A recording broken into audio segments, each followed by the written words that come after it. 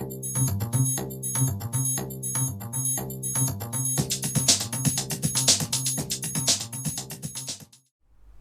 could consider we have three lives. A life of consciousness, where we want to raise our level of consciousness. A life linked to money. How are we going to live? How are we going to survive? How much are we going to make for ourselves, for our family? And a life linked to sex, emotion. Emotion, sex, love. What we call love. But what we call love is really not love if on the other side we have hate. We are locked in pair of opposite. We are locked in pair of opposite in our love life. We are locked in pair of opposite in our relation to money. We want money, but we are not clear with money. Our level of guilt comes in and create pattern of sabotage. We can be winner, all of a sudden we become loser.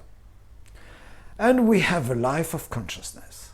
How are we going to raise our level of consciousness? Do we have an opportunity? Do we have the seed in us which will help us to do that? Those three lives are based on the basic trauma we did encounter in our young age when we were children.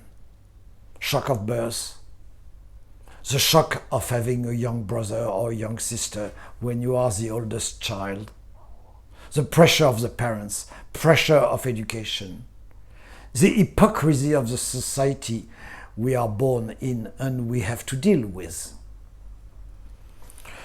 So if we really understand that our trauma are the primary cause which define our three lives in relation to money, in relation to love, in relation to consciousness. We start with the part of us we link to consciousness to go down and dismantle those trauma.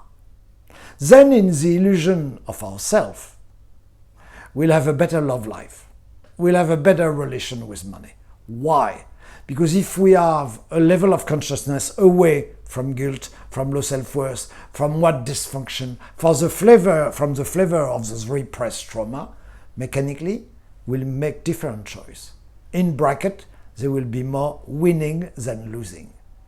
But ultimately, the only choice we really have is to raise our level of consciousness.